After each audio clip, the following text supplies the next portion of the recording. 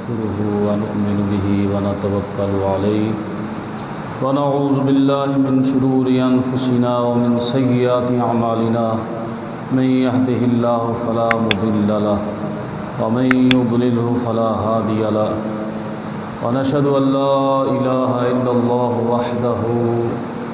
وحده لا شريك له ونشهد أن سيدنا ومولانا محمدا عبده ورسوله وعلى آله وأصحابه وخلفائه وأزواجه وإترته وبناته وأوليائه وعلماء أهل سنته أجمعين. قال الله تبارك وتعالى في الكلام المجيد والفرقان الحميد: إن أول بيت وضع للناس للذي ببكة مبارك وهدى للعالمين. صدق الله مولانا العظيم وبلغنا رسوله النبي الكريم الأمين ونحن على ذلك لمن الشاهدين والشاكرين والحمد لله رب العالمين. قال الله تبارك وتعالى في شان حبيبه: إن الله وملائكته يصلون على النبي يا أيها الذين آمنوا صلوا عليه وسلموا تسليما. الصلاة والسلام عليك يا سيدي يا رسول الله وعلى آلك وأصحابك يا سيدي يا حبيب الله. الصلاة والسلام عليك يا سيدي يا نور الله وعلى آلك وأصحابك يا سيدي يا شفيع المذنبين يا صاحب الجمال ويا سيد البشر. لا يمكن الثناء ويا صاحب الجمال ويا سيد البشر من وجهك المنير لقد نبئ القمر. لا يمكن الثناء كما كان حقه بعد خدا بزرگ توئی قصہ مختصر. امداد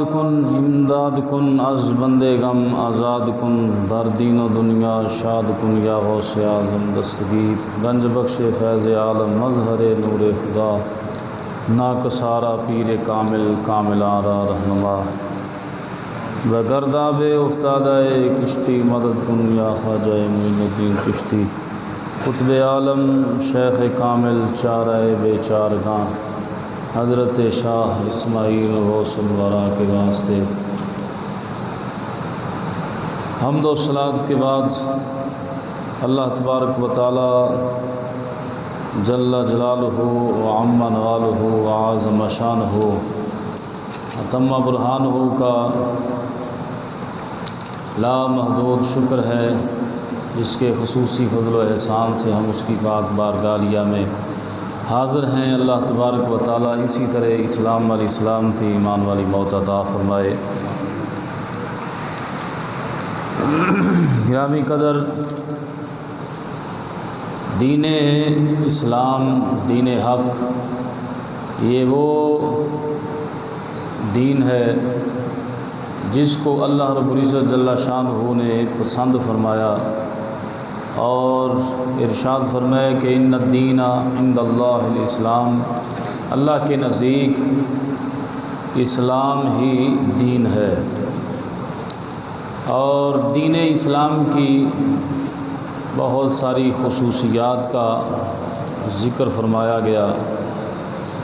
تو گرامی قدر، اللہ تبارک و تعالی جل جلالہ نے اپنی عبادت کے لیے سب سے پہلے جس گھر کو بنایا، لوگوں کو اس کی طرف متوجہ کرنے کے لیے، وہ اللہ رب العزت کا گھر ہے خانہ کعبہ. اور اسی حوالے سے میں نے ایک آیت طیبہ پڑھنے کا شرف حاصل کیا ہے کہ مسلمانوں کی عبادت کی توجہ کا مرکز اور وہ جگہ جس سے روئے زمین کا آغاز ہوتا ہے، وہ کتنی مقدس جگہ ہے اور کتنی بابرکت جگہ ہے، جس کے بارے میں اللہ رب العزت جل شانہ نے قرآن عزیز برہان رشید میں ارشاد فرمایا ان اول بیت وضع للناس للذی ببکۃ مبارکا وہدی للعالمین۔ فرمایا بے شک جو سب سے پہلے لوگوں کی عبادت کے لیے یعنی لوگوں کے لیے اللہ رب العزت نے گھر بنایا برکت والا، ان اول بیت وضع للناس، وہ ببکۃ مبارکا کہ وہ مکہ ہے برکت والا ہے جہان والوں کے لیے۔ تو مکے کو بکہ بھی کہا جاتا ہے، اور یہ قرآن عزیز کے الفاظ ہیں ببکۃ۔ تو اللہ رب العزت جل شانہ نے فرمایا کہ ہم نے سب سے پہلے جو عبادت کے لیے گھر متعین کیا وہ کعبہ ہے اور برکت والا ہے سارے جہان کے لیے، اور اس کو ام القریٰ بھی کہا جاتا ہے۔ یہ ام القریٰ کہتے ہیں جڑ کو، درخت کی گروتھ ہوتی ہے جڑ سے، جڑ کے بغیر درخت نہیں ہوتا، جڑ ہوگی تو درخت ہوگا۔ تو لہٰذا اس روئے زمین کی ایک جڑ ہے، آغاز جہاں سے ہوتا ہے وہ وادی ام القریٰ یعنی بیت اللہ شریف کی سرزمین ہے۔ اس حوالہ سے حضرت سیدنا ابن عباس رضی اللہ تعالیٰ عنہما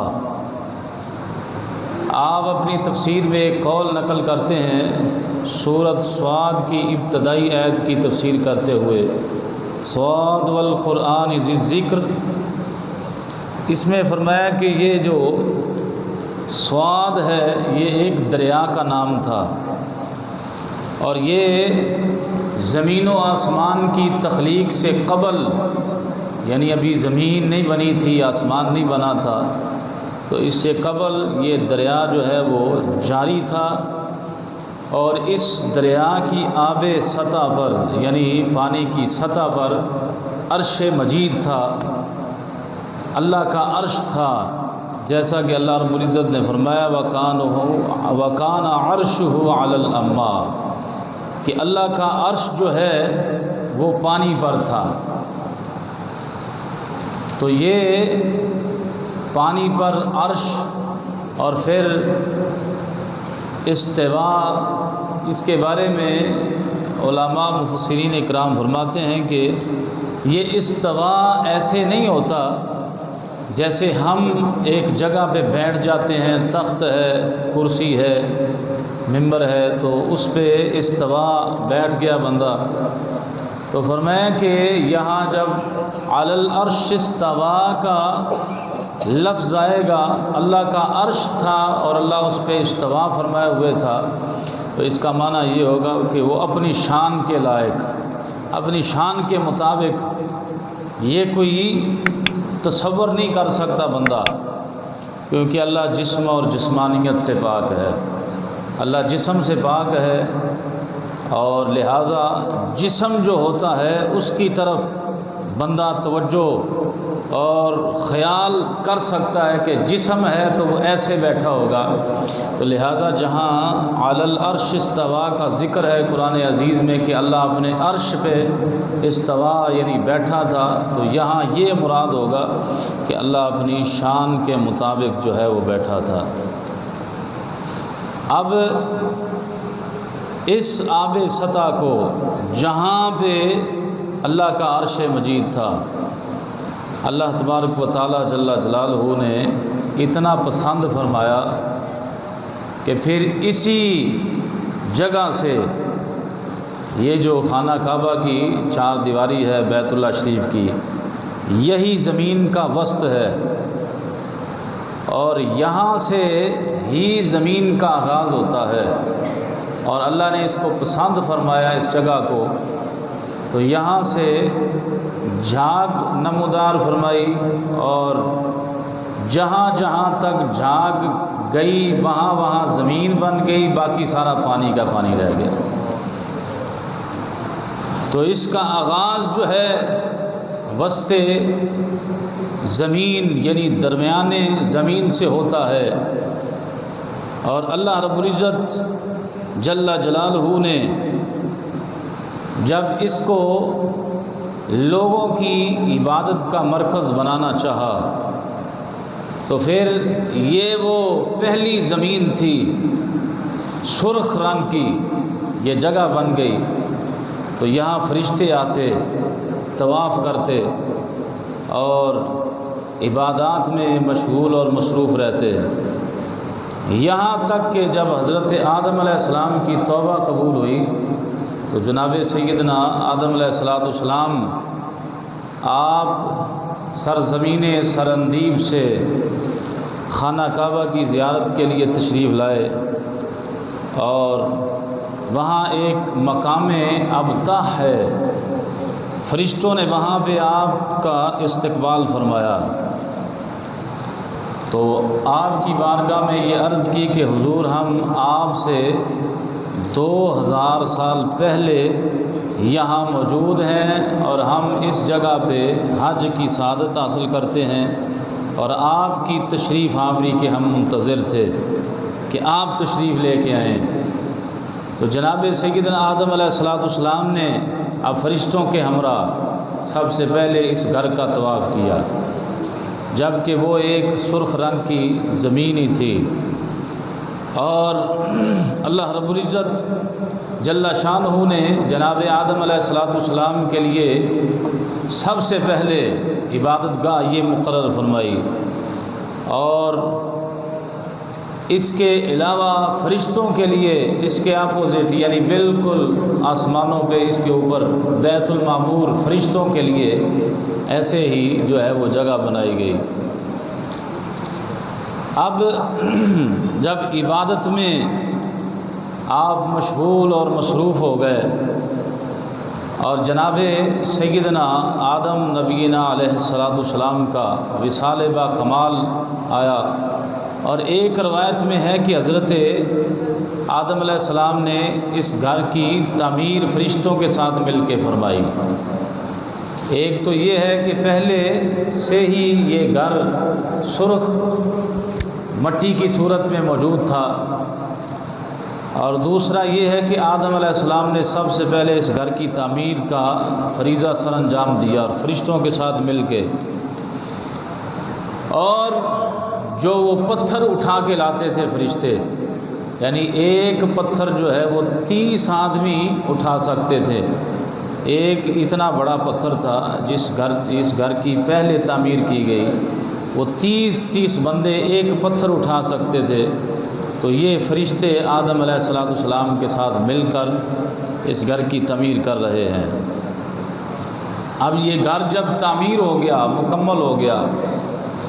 تو روایات میں آتا ہے کہ حضرت آدم علیہ السلام نے اللہ کی بارگاہ میں یہ عرض کی کہ الہی، جو اس گھر کی عبادت میں اور مزدوری میں شامل رہا،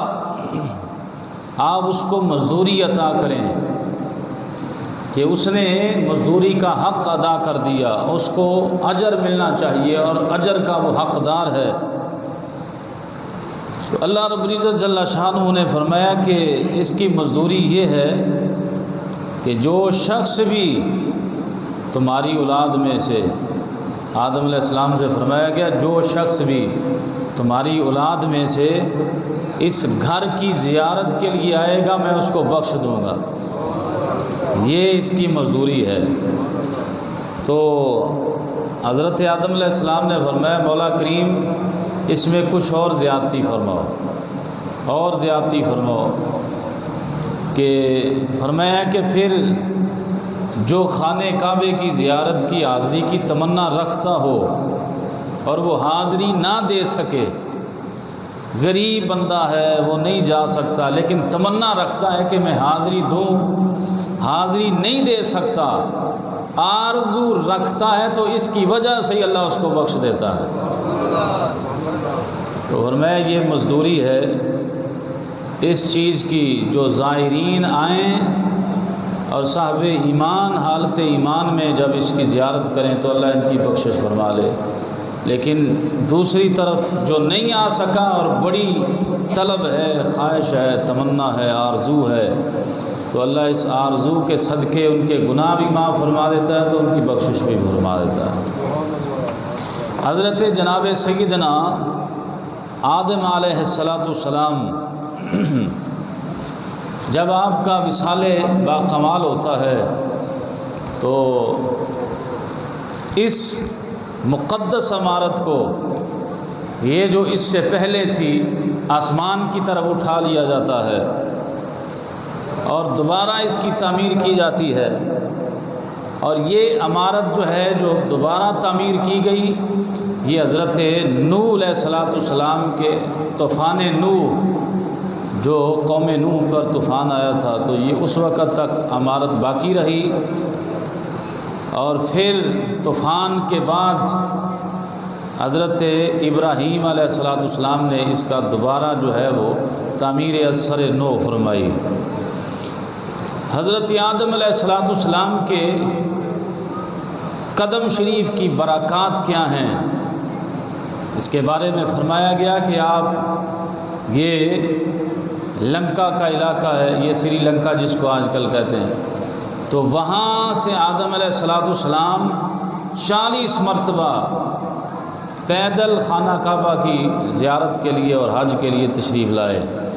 اور فرمایا گیا ہے کہ آپ کا قدم شریف 3 دن اور 3 راتوں کی مسافت پہ پڑتا تھا، یعنی اتنا بڑا قدم شریف اور اتنی لمبی مسافت، تو یعنی جتنا بندہ 3 دن اور 3 راتوں میں سفر طے کرتا ہے، آپ ایک قدم میں وہ طے فرماتے تھے، اور جہاں بھی آپ کا قدم شریف پڑتا، یہ برکت ہے کہ وہاں پہ سبزہ اگ جاتا اور وہاں پہ اللہ کے حکم سے آبادی جو ہے وہ ہو جاتی ہے، جہاں بھی آپ کا قدم شریف پڑتا۔ اب آپ کے وصال باکمال کے بعد طوفان نوح جب آیا نوح علیہ السلام کے دور اقدس میں، تو فرشتوں نے اللہ کے حکم سے، اللہ کے اذن سے خانہ کعبے میں جو یہ پہلے روز سے جنتی پتھر جس کو حجر اسود کہتے ہیں،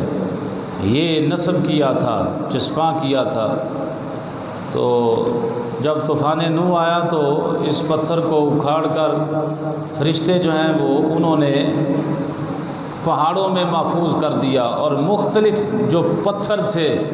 بابرکت پہاڑوں سے لیے گئے، ان سب کو پہاڑوں میں جو ہے وہ محفوظ کر دیا گیا۔ اب جب جناب سیدنا ابراہیم خلیل اللہ علیہ السلام کو حکم ہوا کہ آپ اس گھر کی تعمیر فرمائیں، تو جناب سیدنا ابراہیم علیہ السلام نے اس گھر کی تعمیر کے لیے اپنے بیٹے اسماعیل علیہ السلام کو اپنے ساتھ جو ہے وہ بطور معاون جو ہے وہ ساتھ لگایا، اور وہ پتھر لے کے آتے اور آپ لگاتے جاتے۔ اب یہاں پہ حدود متعین کر دی گئی ان کے لیے کہ یہ حد ہے، یہاں سے آپ نے بنیادیں اٹھانی ہیں۔ اب بڑی قابل غور بات ہے کہ جب وہ اپنے قد سے اوپر ہو گئی دیواریں، تو اب آدم علیہ السلام اس وقت گو کا تو تصور نہیں تھا کہ گو لگائیں اور پھر آگے اوپر والی دیوار بنائیں، تو اب جب قد مبارک سے اوپر دیوار ہو گئی تو اب کیا کریں، چھت بھی ڈالنی ہے، اوپر بھی دیوار بنانی ہے، تو حکم ہوا کہ ایک پتھر پہ آپ پاؤں رکھیں۔ تو پتھر پہ جب قدم شریف رکھا تو پتھر اوپر اٹھ گیا، جیسے جیسے دیوار اوپر جاتی تو پتھر بھی اوپر چلا جاتا۔ تو اب اللہ رب العزت جل شانہ نے جب یہ پتھر کو اذن دیا اور پتھر جو ہے وہ اوپر اوپر اٹھتا گیا، تو پتھر نے بھی بار تعالیٰ کی بارگاہ میں یہ عرض کی کہ باری تعالیٰ تیرے نبی کا قدم مجھ پہ آ گیا ہے تو مجھے صلہ مل جائے، تو فرمایا اس قدم کی تصویر بنا لو۔ تو اس قدم پہ تصویر بنا لو، تو جب تصویر بن گئی تو اللہ نے فرمایا وَاتَّخِذُوا مِن مَّقَامِ إِبْرَاهِيمَ مُصَلًّى، لوگوں طواف کے لیے آؤ تو میرے ابراہیم کے مقام کو مصلی بناؤ۔ تو وہ مقام ابراہیم ہے کیا؟ وہاں پہ قدم ابراہیم ہے، وہاں پہ ابراہیم علیہ السلام کا قدم شریف، جو دوست گئے ہیں انہوں نے زیارت کی ہے، وہ قدم شریف ہے، اس کی زیارت ہے۔ تو اللہ رب العزت نے بتا دیا کئی سو سال کے بعد بھی ایسے لوگ آئیں گے جو زیارتوں سے اور تبرکات سے منع کریں گے، تو ہم نے کعبے کی بالکل خانہ کعبے کے ملتزم کے سامنے، خانہ کعبے کے دروازے کے سامنے اپنے بندے کا قدم لگا کے بتا دیا، روکنے والے روکتے رہیں، اللہ کے بندے کے قدم یہاں بھی لگے ہوئے ہیں، اور دیکھنے والے دیکھیں گے کہ تبرکات کی برکت کیا ہوا کرتی ہے۔ وہ منع کرتے ہیں اگر وہ دیکھو، اگر کوئی چومتا ہے، آنکھیں لگاتا ہے تو وہ شرک کے نعرے لگاتے ہیں۔ تو بہرحال اللہ رب العزت جل شانہ کو اپنے محبوب بندوں سے کتنا پیار ہے،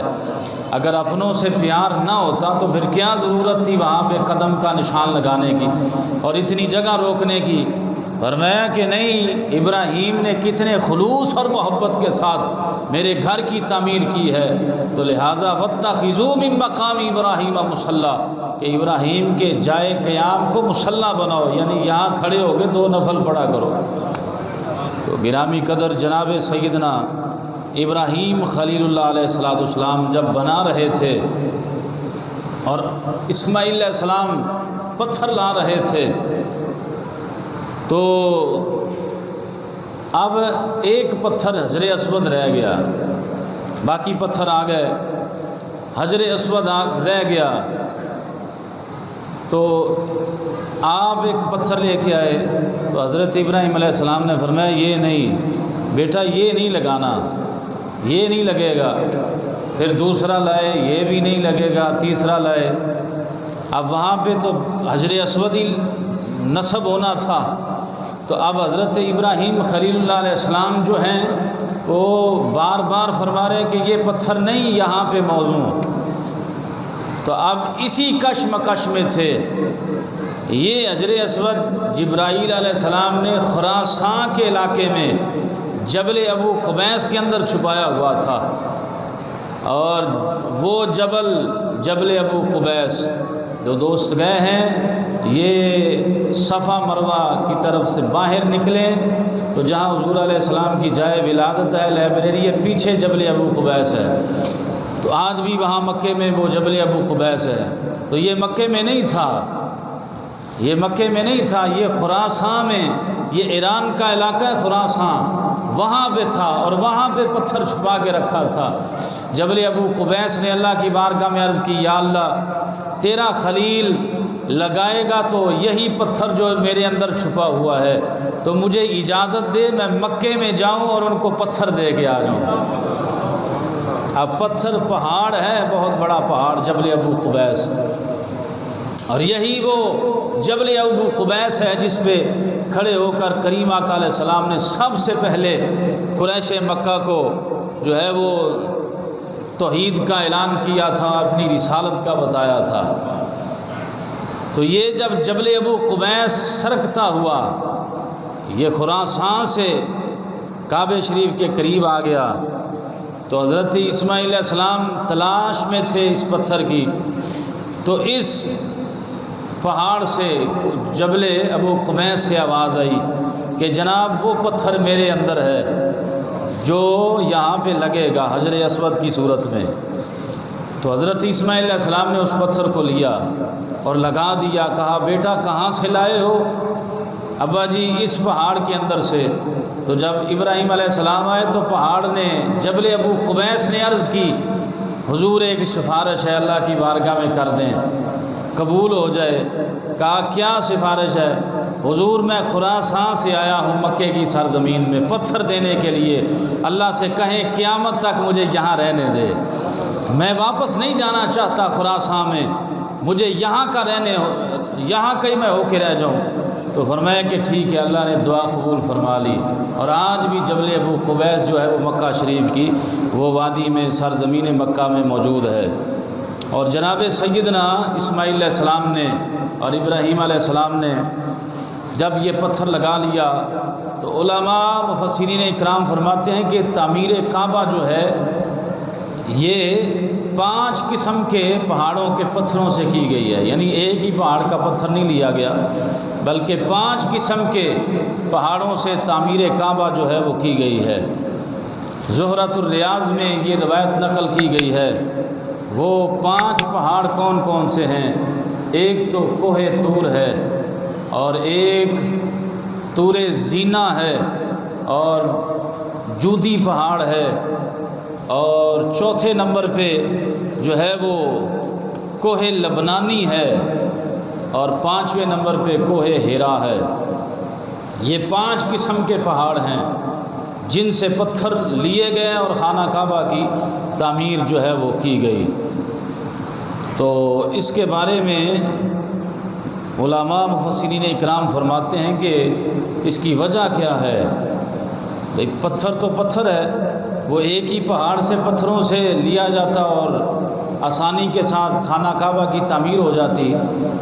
تو فرمایا اس کے 5 پہاڑوں سے مختلف پتھر لینے کا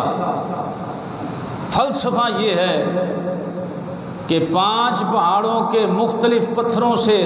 تعمیر کعبہ کی گئی، اور فرمایا اس کی وجہ اور فلسفہ یہ ہے کہ جو شخص اس طرف منہ کر کے عبادت کرے گا تو اللہ ان 5 پہاڑوں کے برابر بندے کو اجر و ثواب عطا فرمائے گا۔ جی تو یہ ایک فلسفہ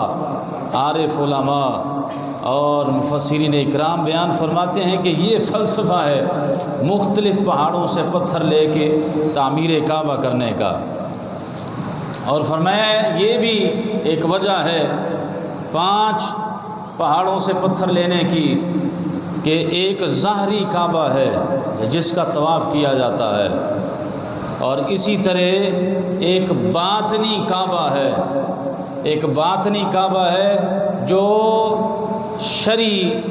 اسلام کے 5 ستونوں پر قائم ہے۔ وہ 5 ستونوں پہ قائم ہے وہ کعبہ، یعنی آقا علیہ الصلوۃ والسلام نے جیسے فرمایا کہ بنی الاسلام علی 5، کہ اسلام کی بنیادی 5 رکن ہیں۔ وہ کلمہ شہادت کی گواہی دینا ہے، اور وہ حج بیت اللہ ہے، وہ نماز ہے، وہ روزہ ہے، اور وہ زکوٰۃ ہے۔ یہ 5 اسلام کے بنیادی رکن ہیں۔ اور میں جیسے ایک ظاہری کعبہ ہے 5 پہاڑوں کے پتھروں سے تعمیر ہوتا ہے، اور اس کی طرف منہ کر کے بندہ نماز ادا کرتا ہے، تو اس وقت تک بندے کی نماز نہیں ہوتی جب تک کعبہ کی سمت درست نہ ہو۔ تو فرمایا اس وقت تک بندہ مسلمان نہیں ہوتا جب تک ان 5 ارکان کا حامل نہ ہو۔ تو ان 5 ارکان میں سے ایک رکن کا بھی جو ہے وہ انکار کرنے والا دار اسلام سے خارج ہے۔ تو لہٰذا یہ 5 اسلام کے بنیادی رکن ہیں، ایک ظاہری کعبہ ہے اور ایک باطنی کعبہ ہے۔ تو گرامی قدر یہ وجہ بیان فرمائی گئی۔ دوستان عزیز، یہ آپ کے علم میں ہے تعمیر مدرسہ کا کام جو ہے وہ بڑا سریت کے ساتھ جاری ہے، تو لہٰذا آپ اپنے طور پہ مسجد کے ساتھ بھی تعاون فرمائیں اور مدرسے کے ساتھ بھی ویسے ان کے ساتھ رابطہ کریں اور تعاون فرمائیں۔ اور دوسرا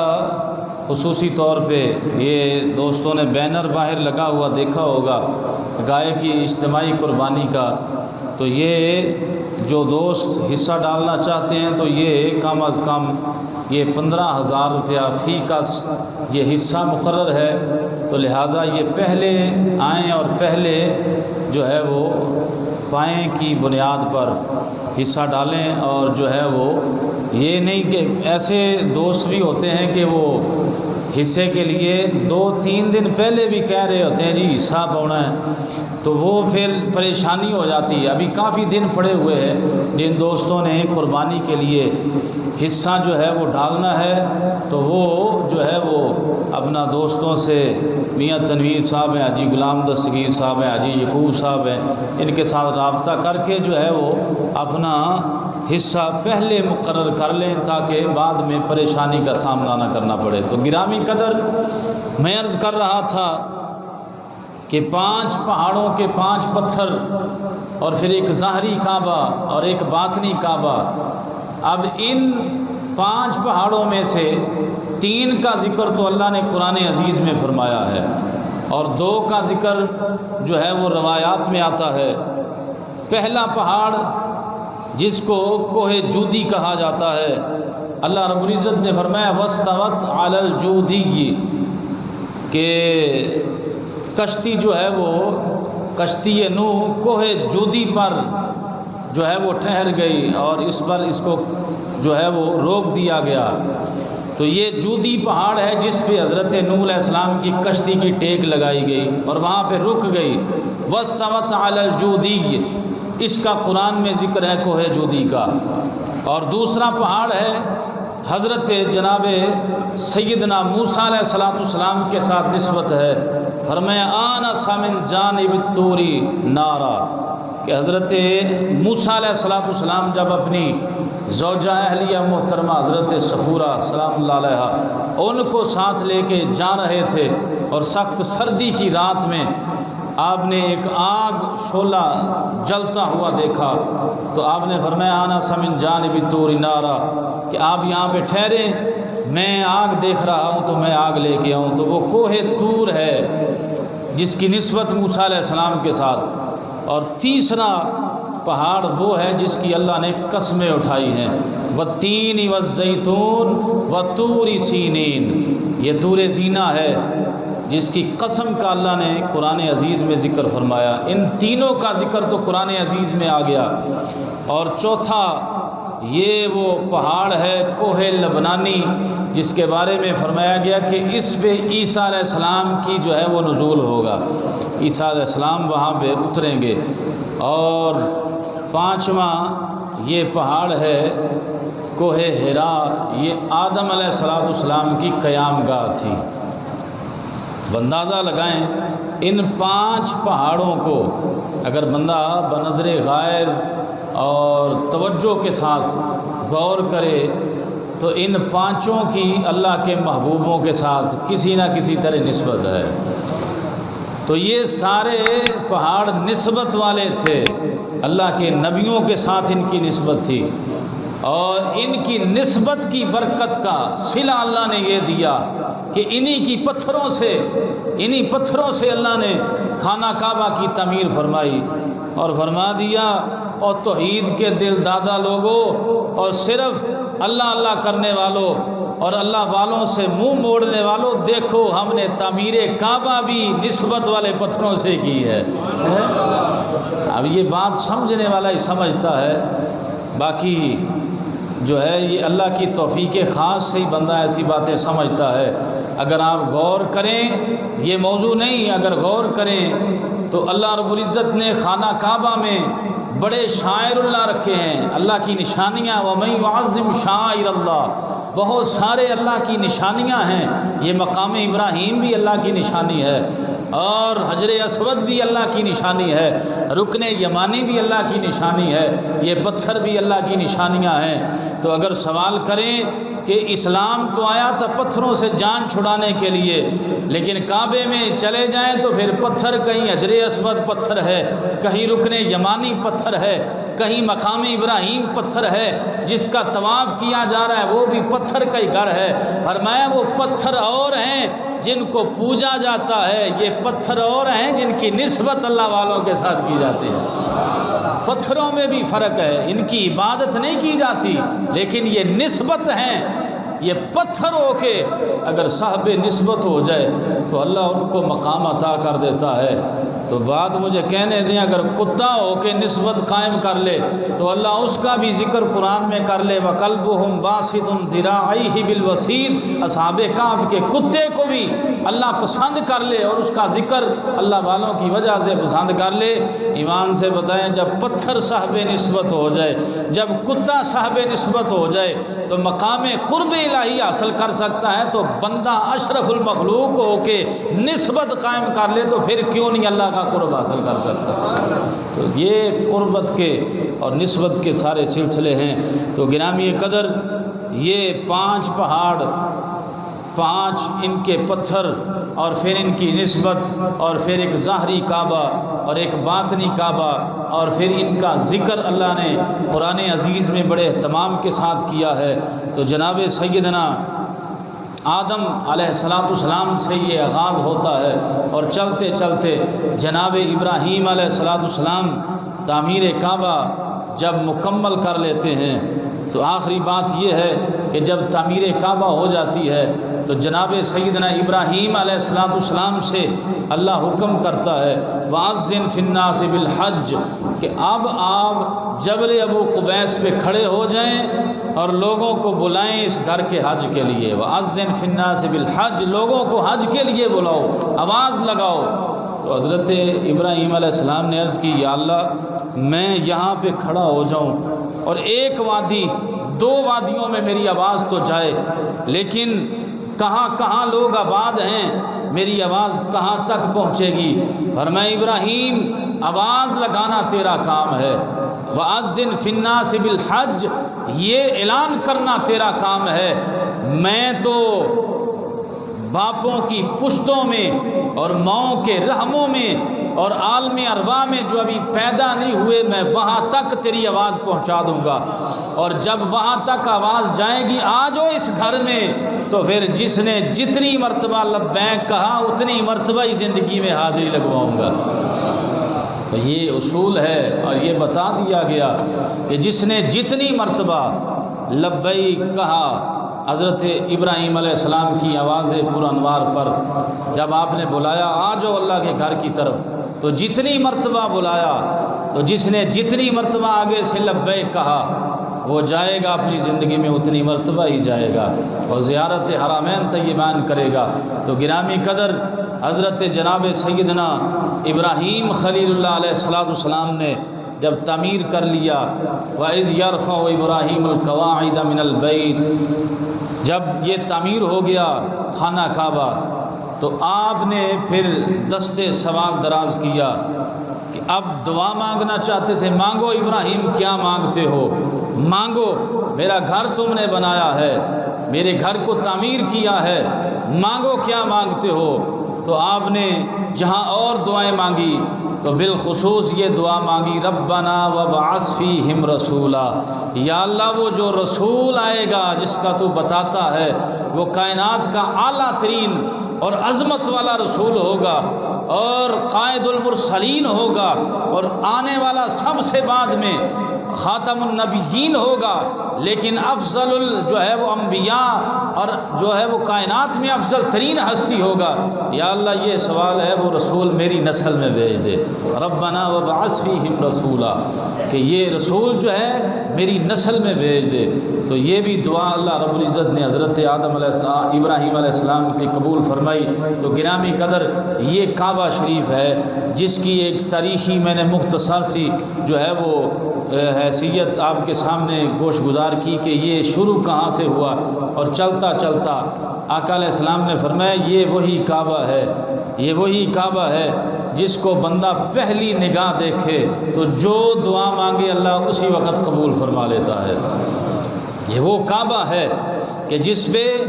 ایک ہی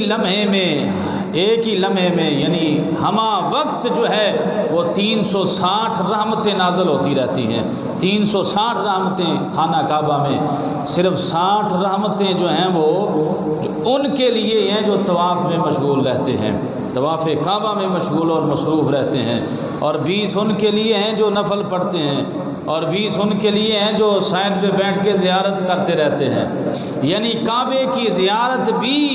جو ہے وہ باعث رحمت ہے، وہاں پہ نفل پڑھنا بھی باعث رحمت ہے، طواف بھی باعث رحمت ہے۔ یہ گھر اتنا عالی شان ہے، گرامی قدر، باقی باتیں افضلیت اور مقام کی تو اپنی جگہ پہ، جب بندہ چکر لگاتے لگاتے یہ رکن یمانی سے یہ دیوار کعبہ ایسی ہے، حجر اسود سے رکن یمانی تک کی یہ جو دیوار کعبہ ہے، اور میں یہاں 70,000 فرشتے اسی لیے بیٹھے ہوتے ہیں جو یہاں سے گزرے اور جو دعا مانگے وہ آمین کہتے ہیں، وہ آمین کہتے رہتے ہیں۔ اس کی فضیلت اور برکت اور مقام اپنی جگہ پہ، جب بندہ جائے یا تمنا رکھے تو یہی خیال کرنا چاہیے یہ وہ کعبہ ہے جہاں پہ اسلام کا آغاز ہوا تھا، اور یہ وہ کعبہ ہے جہاں پہ مدنی کریم علیہ السلام تشریف لے کے آئے تھے، اور وہاں پہ طواف کرتے ہوئے آقا علیہ السلام کا انداز کیسا تھا۔ جب بندہ اس طرح کی وہاں سوچیں سوچتا ہے تو پھر ایک عجیب کیفیت ہوتی ہے۔ اللہ تبارک و تعالی جل جلالہ نے اپنی عبادت کے لیے لوگوں کے لیے سب سے پہلا جو کائنات میں گھر بنایا، ان اول بیت وضع للناس للذی ببکہ مبارکا وہدی للعالمین، وہ مکہ پاک ہے۔ اللہ رب العزت کی بارگاہ میں دعا ہے، خالق کائنات جل جلالہ، یہ جو صورتحال بنی ہے اس دفعہ بہت سارے لوگ رنجیدہ ہیں کہ عام اجازت نہیں، حج کے لیے بہت محدود لوگ جا رہے ہیں، لیکن اللہ رب العزت جل شانہ کے گھر کا طواف تو نہیں کبھی رک سکتا، حج بھی نہیں رک سکتا، لیکن اگر کوئی کرے نہ کرے، اللہ کے فرشتے اتنے زیادہ ہیں وہ تو ہمہ وقت اس کی عبادت اور طواف میں مشغول مصروف رہتے ہیں۔ دعا کریں کہ اللہ رب العزت جل شانہ اس مصیبت کو دور کر لے اور پھر عاشقان مصطفیٰ کا آنا جانا اسی طرح لگے رہے۔ وما علینا الا البلاغ المبین۔